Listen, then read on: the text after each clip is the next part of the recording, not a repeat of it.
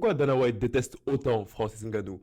Très récemment, Dana White il a sorti dans son interview post-événement de l'UFC 308, lorsque il était en conférence de presse, on lui a posé vraiment plusieurs questions concernant Francis Ngannou parce qu'on sait très bien que récemment, Francis Ngannou il venait de battre Renan Ferreira dans un événement du PFL et genre ça a vraiment fait beaucoup de bruit. Donc en ce sens, il y a plein de gens qui se posaient des questions par rapport à la relation qu'il y a entre Dana White et Francis Ngannou, ou plutôt que je devrais dire la relation qu'il n'y a justement pas, parce que on sait très bien que ça a toujours été tendu entre Francis Ngannou et Dana White. Bon, peut-être pas toujours comme je vais te l'expliquer un petit peu plus tard dans la vidéo, mais il y a vraiment beaucoup de tensions.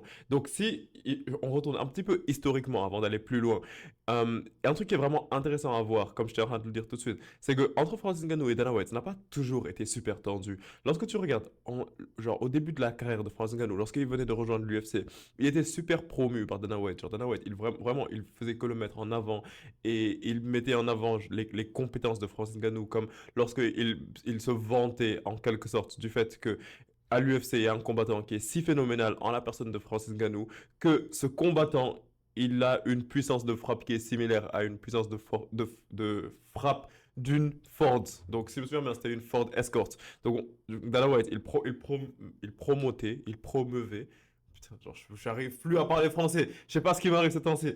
Je vais dire, il faisait la promotion dans ce sens. Donc, Dana White, il faisait la promotion de Francis Ngannou en disant, genre sur tous les plateaux télé et tout, que Francis Ngannou, il a la puissance de frappe d'une Ford Escort.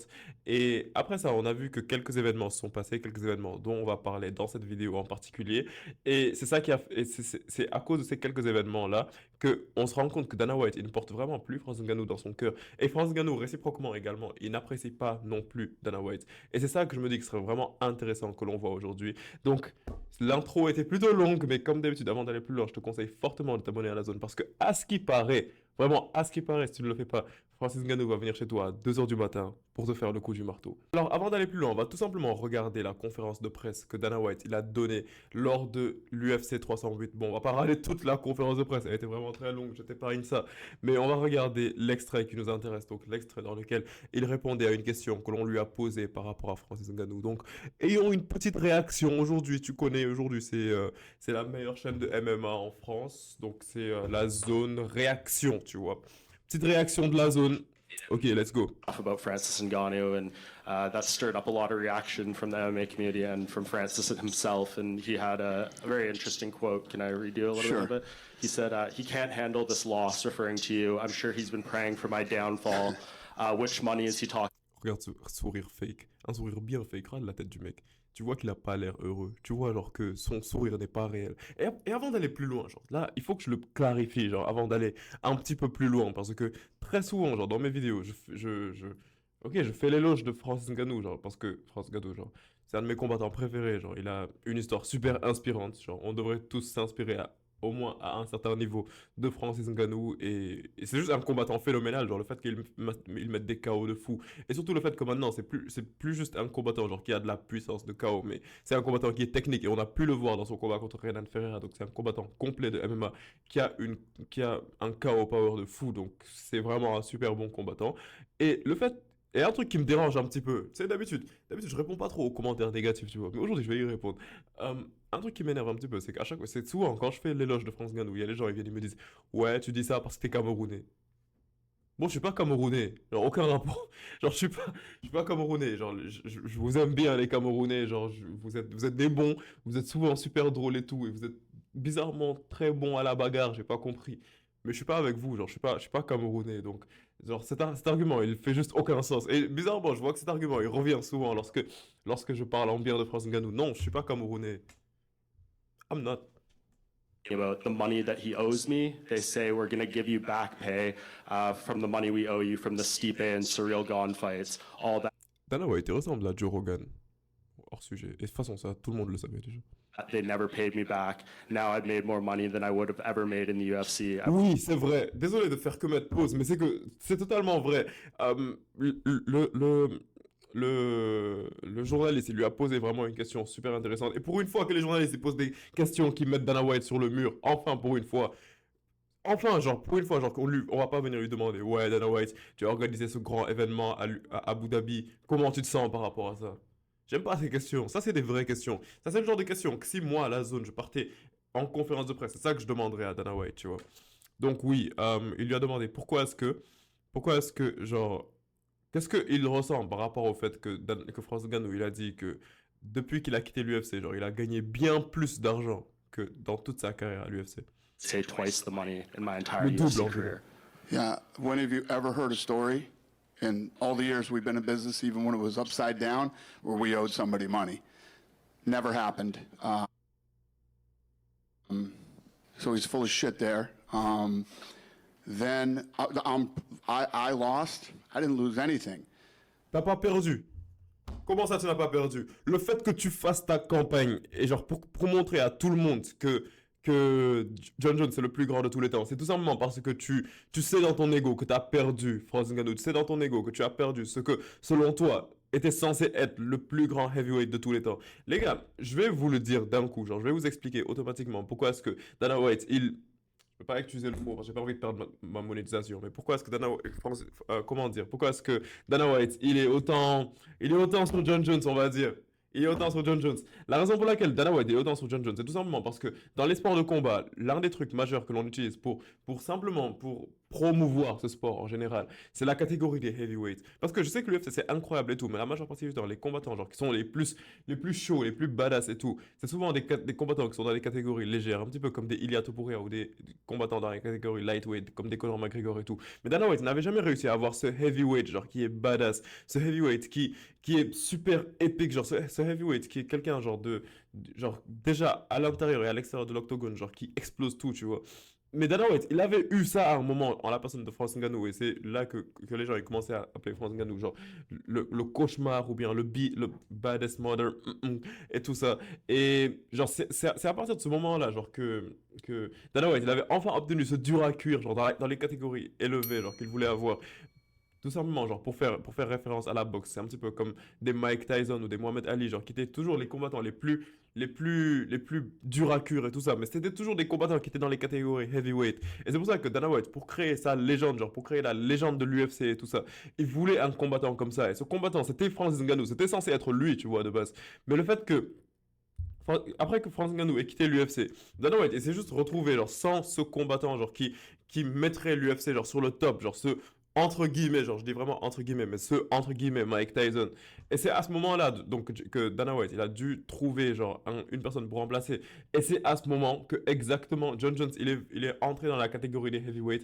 Et c'est pour ça que ces temps-ci Dana White il fait vraiment tout genre pour faire croire à tout le monde que John Jones c'est le meilleur combattant de l'histoire de l'humanité, genre que c'est un combattant incroyable, ce qu'il est techniquement, genre ce qu'il est. Mais alors c'est vraiment pour ça que Dana White il fait vraiment un pressing des enfers ces temps-ci sur John Jones. Bon, c'est pas la seule raison, mais ça fait partie des raisons pour lesquelles il fait ça. I was done with Francis after the. He owes me money Comment il doit de l'argent?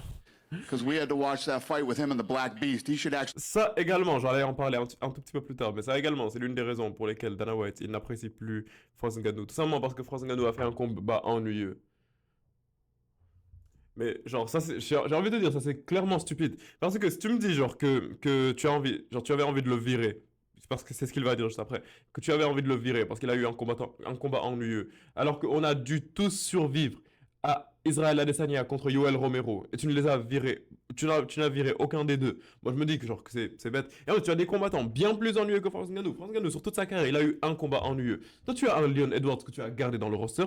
Tu as un Belal Mohamed que tu as gardé dans le roster. Tu as tout ça, tout ça, tout ça. Et tu décides quand même de garder. Comment dire? Et tu décides de venir être crié sur Francis Ngannou et le trasher et tout. En mode ouais, non. Toi, j'aurais dû te virer parce que tu as combattu de manière ennuyeuse. Alors que Merab Dvalishvili, c'est ton champion. Alors que Belal, c'est ton champion. Pay me back for that fight, and all of you, and me praying for it. Trust me.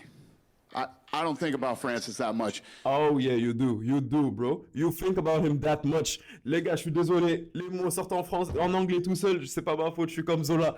Donc, c'était Zola. Ouais, c'était Zola. Ouais, et bien sûr que tu y penses. Bien sûr que tu y penses. Genre, tu parles très souvent de Francis Ngannou. Mais après, ouais, c'est vrai. Genre, tu peux sortir l'argument que ouais, non, c'est vous qui me posez la question. Mais tu en parles vraiment bien plus souvent que tu devrais, tonton. You guys asked me the question about the PFL, and I responded. Other than that, the only one who's praying for his demise is probably the PFL. Pourquoi le PFL il va prier genre pour le downfall de Francis Ngannou alors que Francis Ngannou c'est l'une des plus grosses stars du PFL? Le gars, ce qu'il raconte, ça ne fait juste absolument aucun sens. Genre, je suis vraiment désolé. They signed a shitty contract with a guy that doesn't deliver any numbers and ticket sales or pay-per-views. So, and they got to keep paying this guy for however long. Faudrait que je check. Mais Francis Ngannou, il a bien sold out. Faudrait que je check. Faudrait vraiment que je check. Je vais pas vous sortir des fausses nouvelles. Ici, c'est la meilleure chaîne de MMA en France. Je vais pas venir vous sortir des fausses nouvelles. Mais je pense que j'avais entendu ça. Mais je vais pas en parler. Let's not talk about that right now. And good for him. And Not good for them. Yeah, and I know What was the other question? it was. I know you said like he's all about the money, but then you also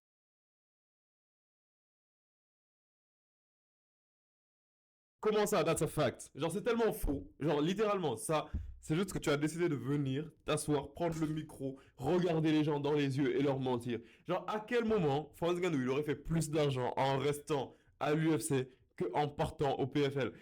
Il faut vraiment que je précise. Mais Francis Ngannou, il l'a dit lui-même, lorsqu'il est parti au PFL, genre, tu vois, c'est lorsqu'il est parti au PFL qu'il a réussi à avoir ses partenariats, genre, et faire des combats de boxe et tout ça, tu vois. Et dans son premier combat de boxe contre Tyson Fury, écoute bien ce que je vais te dire, il a gagné plus d'argent qu'il en a gagné dans toute sa carrière à l'UFC. Alors ça ne fait vraiment aucun sens qu'ils viennent ici et qu'ils disent que ouais, si t'étais resté, t'aurais fait plus d'argent. Moi je dis juste en un combat, il a gagné plus d'argent qu'il en a fait dans sa carrière entière alors qu'il a été champion de l'UFC. Je te parle même pas de ce qu'il a fait avec ses 2 combats genre de boxe plus son combat contre Renan Ferreira. He can play those games all he wants. He would have made more money here. No way. and just Let lastly. me tell you what. Dis-moi. There were 2 guys here. I wanted to cut them. Someday I'll tell you the story. Pourquoi un jour tu vas raconter l'histoire? Raconte-la tout de suite, tonton. Like I was all about Francis in the beginning, and then I found out who Francis was, and I told the 2 guys who asked me not to cut Francis, when somebody shows you who they are, believe them. Ouais, quand quelqu'un te montre qui il est, crois-le. C'est quoi ces phrases à la Instagram? Genre, c'est quoi... c'est quoi ces citations à la Instagram? Juste dis-nous ce que t'as vécu avec Francis Ngannou. Genre, si Francis Ngannou, il t'a frappé, genre, dans l'ascenseur ou quoi que ce soit. Genre, dis-le nous. Why do you hate this guy so much? Genre, qu'est-ce qu'il t'a fait? Genre, c'est juste ça que j'ai envie de comprendre. Genre... C'est quoi, genre, c'est parce que le fait qu'il y ait eu un combat ennuyeux et donc t'as voulu le virer, moi, selon moi, c'est pas un argument. Genre, tu vas pas détester quelqu'un pour ça. Il s'est passé un truc. Genre, c'est ça le truc, il s'est passé un truc. Et j'ai vraiment l'impression que le seul truc qui s'est passé, c'est tout simplement que Francis Ngannou est parti. Et genre, que ça t'a fait mal. Genre, y a pas d'autre mot que ça. Ça t'a fait mal. Genre, like, tu vas pas essayer de virer quelqu'un parce qu'il a eu un combat ennuyeux. Genre, t'as que des combattants ennuyeux, toi. Mais And t'as pas que des combattants ennuyeux. Là, je me laisse un petit peu aller. yeah, believe me, I have no sleepless nights over Francis leaving. Attends, non. Rade les cernes du gars. So just 2 more things on this. Yep. You wanted to cut him, but he went on to become the UFC heavyweight champion. So I guess what does that say about that thought process? Are you? Yeah. Does it show he should have Well, stayed? no, I didn't like Francis as a person. C'est ça que je disais depuis le début. T'aimes juste pas l'humain. Mais avoue ça en fait. Genre depuis le début, c'est ça que tu aurais simplement pu se dire. T'aimes pas l'humain, Francis Ngannou. Donc, genre de manière. Genre par conséquent, t'aimes pas le combattant Francis Ngannou. Par conséquent, tu es heureux qu'il soit plus dans ton organisation. Même si ça, c'est. J'en doute un petit peu. Mais continue, Dana.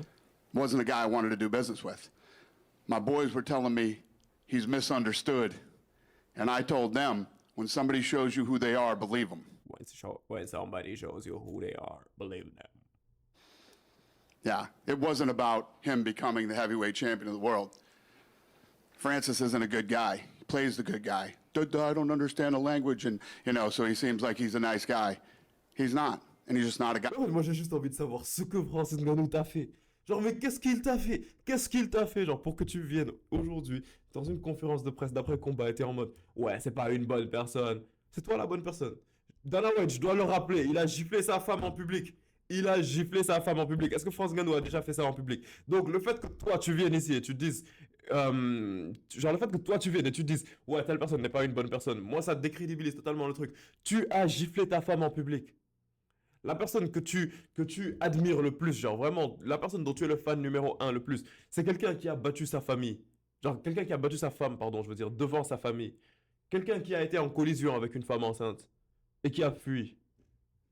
C'est ça la personne que tu admires le plus. Mais Franz Ngannou, lui, genre, qui n'a jamais eu de dérapage en public ni quoi que ce soit, lui, c'est une mauvaise personne. Bah ouais, logique. that I wanted to be in business with. Period. End of story.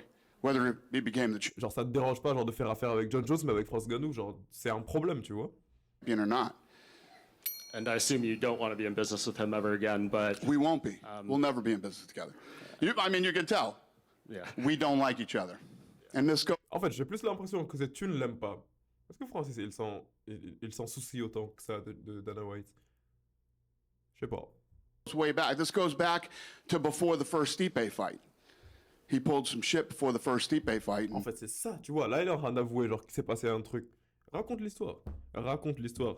Je suis sûr, il l'a giflé. Je suis sûr. Les gars, il y a moyen. Il y a moyen. Tu vois le gros crâne chauve de Dana White. Il y a moyen. Franz Ngannou l'ait giflé. I said, I'm done with this guy. And then Stipe beat the shit out of him. Great night. And then, yeah, we Ouais, et après, Stephen Miocic s'est fait mettre KO. That wasn't a great night for you, though. never had a relationship after that. Well, I know you said John Jones would walk out of any room, so wouldn't it be gratifying to put him in a room with Francis? He and didn't see want that happen? fight. Mais comment ça, il ne voulait pas ce combat?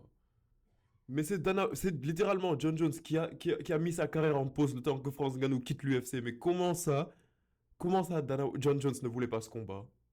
Mais je suis choqué. He could have stayed and took that fight. Pardon, comment ça, Franz Ngannou ne voulait pas ce combat? Didn't want that fight. Tom Aspinall deserves that fight. Thomas Aspinall mérite ce combat. Là, tu acceptes, mais genre dans 2 jours, tu vas venir et dire, ouais, non, en fait, Aspinall, il mérite pas ce combat parce que John Jones, nanani, nanana. Hein. Ah, this guy. Stuff about Ok, bon. Donc c'est ça en gros, genre like... Donc, en gros, cette vidéo c'était plus une réaction, genre donc il y a quelques autres points que j'avais notés. Je savais pas que la réaction elle allait prendre autant de temps. Donc cette vidéo elle risque d'être un petit peu plus longue que prévu, mais bon, de toute façon, j'espère que tu kiffes passer du temps avec moi. Alors si c'est le cas, genre lâche un like déjà.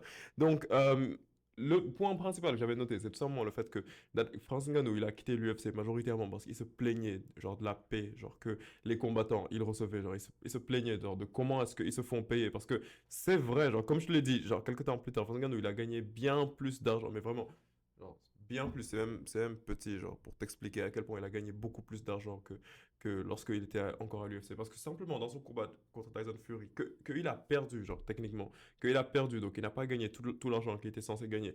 En perdant ce combat, il a gagné plus d'argent que dans toute sa carrière à l'UFC. Est-ce que tu te rends compte de la dinguerie? Contre Joshua également, il a perdu, il a gagné une somme astronomique. Également contre Ferreira, il a gagné, il a encore gagné beaucoup d'argent. Donc, tu peux pas t'asseoir à ma porte et me dire que, à ma table, pardon, et me dire que Francis Ngannou, genre, il a fait une erreur en termes de carrière. Parce que franchement, il a fait les meilleurs choix en termes de carrière qu'il aurait pu faire. Certes, il y a moins de. Est-ce qu'il y a même moins de. Ouais, ok, j'avoue quand même, il y a moins de challenge, genre, au PFL ou en boxe que dans la catégorie des heavyweights à l'heure actuelle. Parce que tu as quand même des Thomas Spinal et John Jones, quoi qu'on puisse dire. Genre, John Jones, c'est l'une des plus grosses menaces à l'heure actuelle, tu vois. Pour un combattant comme Francis Ngannou. Mais le fait que tu me dises qu'en termes de carrière, en termes financiers, en termes économiques, genre que Francis Ngannou, il a fait une erreur, bah ça c'est juste être delusional. Je suis désolé, genre c'est juste que tu délires si tu te dis ça. Ouais. Les pays très basses, ok. Et genre, je voulais juste terminer sur un constat que j'avais fait, je suis pas le seul à avoir fait, genre qui est vraiment drôle. C'est tout simplement le fait que Dana White, il dit qu'il n'est pas obsédé par Tyson Fury, c'est le fait que Dana White il dit qu'il n'est pas obsédé par Francis Ngannou, mais genre que toutes ses actions, genre ça prouve littéralement le contraire. Toutes ses actions, ça prouve à quel point, au contraire, il est obsédé littéralement par Francis Ngannou. La preuve, c'est tout simplement genre que lorsque tu vas regarder, à chaque fois que Francis Ngannou il va devoir se battre, réciproquement, l'UFC va vouloir organiser une carte de fou, tout simplement pour contrer la carte que Francis Ngannou est en train de faire, tu vois. Parce que lorsque tu regardes, par exemple, l'année dernière, lorsque Francis Ngannou était en train, bon, il était sur le point d'affronter Tyson Fury. L'UFC a organisé l'une des cartes les plus folles. Genre, je pense que c'était la carte la plus folle de 2023. C'était tout simplement l'UFC 294. Et à cet événement, ce qui s'est passé, c'est que il y avait vraiment des combats de fou. Il y avait du Khamzat Chimaev contre Kamaru Usman. Il y avait du Ankalaev contre Johnny Walker. Il y avait le main event, c'était Alexander Volkanovski comment dire, Alexander Volkanovski contre Islam Makhachev, le rematch à Abu Dhabi. Ce combat, genre, qui m'a mis en dépression, il faut que je le précise. Mais ça, c'était tout simplement pour contrer le combat qu'il y a eu entre Francis Ngannou et Tyson Fury. Également, lorsque Francis Ngannou était censé affronter Anthony Joshua, afin de contrer ça, l'UFC a organisé encore un événement de fou. Ça, je pense que tu t'en souviens, c'était l'UFC 298 qui a opposé Sean O'Malley contre l'autre, là, l'équatorien. Marlon Chito Vera. Et dans cette carte, il y avait également genre d'autres bangers comme des MVP contre Kevin Holland ou bien Benoît Saint-Denis contre Dustin Poirier. Donc c'est à chaque fois genre que Franz Ngannou va faire un événement de fou, l'UFC va vouloir contrer avec un autre événement bien plus important. Et également, genre le plus récent, c'était celui qui a eu la semaine passée. Lorsque Franz Ngannou a affronté Renan Ferreira, l'UFC a encore fait en sorte de contrer par un autre événement de fou qui était cette fois-ci l'UFC 308 qui a opposé Ilia Topuria à Max Holloway. Genre vraiment, après l'UFC 300, j'ai l'impression que l'UFC 308 c'était le plus gros événement de l'UFC de cette année-ci.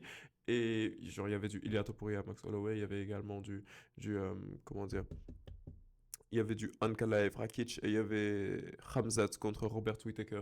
Donc, comme je te le dis, genre, c'est toujours des cartes de fou. Genre, tout simplement pour contrer, genre, genre le fait que Francis Ngannou, il est juste là, tu vois. Donc, Francis Ngannou, j'ai l'impression qu'il fait sa vie. Demain, tu vas l'entendre qui va annoncer, genre, un combat et l'UFC va organiser un événement de fou. Donc, personnellement, j'ai jamais envie que France Ngannou il organise un nouveau combat parce que genre like il y a que ça genre en matière il y a que ça genre qui fait que Dana White il se retrousse les manches et il nous organise des événements de fou parce que sinon je suis sûr que le prochain événement genre on va nous ramener du Zhang Weili ou bien genre du je sais pas du Michel Pereira ou un truc comme ça. Mais bon, en tout cas, tu me dis ce que tu penses de la situation qu'il y a entre Francis Ngannou et Dana White. Comment est-ce qu'il devrait régler ce problème? Est-ce qu'il devrait juste se jeter dans un octogone et régler le truc? Parce que si ça se trouve, Dana White, en vrai, c'est lui le GOAT des heavyweight, hein. On ne sait jamais. Mais bon, dis-moi ce que tu penses par rapport à ça. Genre, dis-moi également ce que tu penses de ce genre de vidéos qui sont un petit peu des vidéos où on fait des réactions de quelques sujets et on en discute. Je suis pressé de te lire dans les commentaires. Et comme d'habitude, si ce genre de vidéo te plaît, je te conseille tout simplement de t'abonner à la zone. Et on se capte bientôt pour une prochaine vidéo, la famille. Peace out.